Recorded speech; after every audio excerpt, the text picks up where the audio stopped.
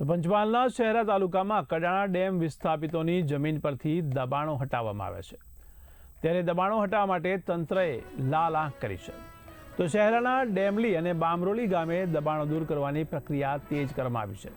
તો મહીસાગર નદી પર નિર્મિત કડાણા ડેમ વખતે પોતાની જમીન ગુમાવનાર વિસ્થાપિતોને શહેરા તાલુકાના ડેમલી અને બામરોલી ગામમાં સરકારે જમીન ફાળવી હતી. ત્યારે ડેમલી ગામમાં વિસ્થાપિતોની જમીન પરથી આશરે 30 જેટલા કાચા પાકા મકાનો સહિત અન્ય દબાણો હટાવાયા છે. તો બામરોલી ગામના આશરે 50 દબાણકર્તાઓને તંત્રએ છેલ્લી નોટિસ ફટકારી છે અને 7 દિવસમાં મકાન અને ખેતીના દબાણો ખાલી કરવા તંત્ર દ્વારા અલ્ટિમેટમ આપવામાં આવ્યું છે. ત્યારે પોલીસ કાફલા સાથે વહીવટીતંત્રની અલગ અલગ ટીમો દ્વારા સર્વેની કામગીરી પણ ચાલુ કરાઈ છે. ત્યારે તંત્રની આ કાર્યવાહીથી વર્ષોથી અહીં વસવાટ કરતા પરિવારો હવે મુશ્કેલીમાં મુકાયા છે.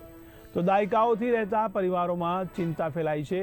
તો ઘરવખરી બહાર કાઢતા દ્રશ્યો સર્જાયા છે. વર્ષોની રજૂઆત બાદ મૂળ હકદારોને જમીનનો કબજો અપાવવા તંત્ર હવે એક્શનમાં આવી ગયું છે.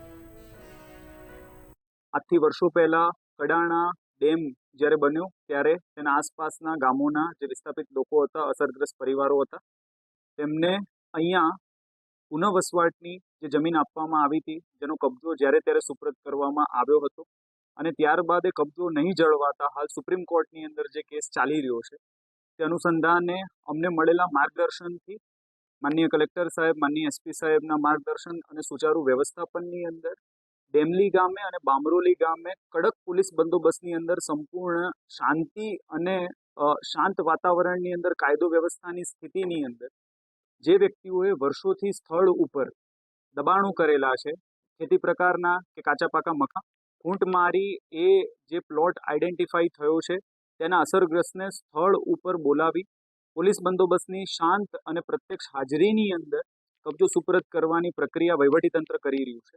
અને હાલની અંદર એ કામગીરીની અંદર અમે ડેમલીમાંથી સંપૂર્ણ દબાણો હટાવી દીધેલા છે અને હવે જે બામરોલીના પિટિશનર્સ છે, બામરોલી બુઝક ગામના, એ પિટિશનર્સને એમનો સ્થળ ઉપર કબજો અપાવવા માટે ત્યાંના દબાણો પણ દૂર કરવાની પ્રક્રિયા, એમની સમજાવટની પ્રક્રિયા અને કડક હાથે પગલાં લઈ અને આ દબાણો સત્વરે દૂર થાય એ માટે પ્રયત્નશીલ છીએ.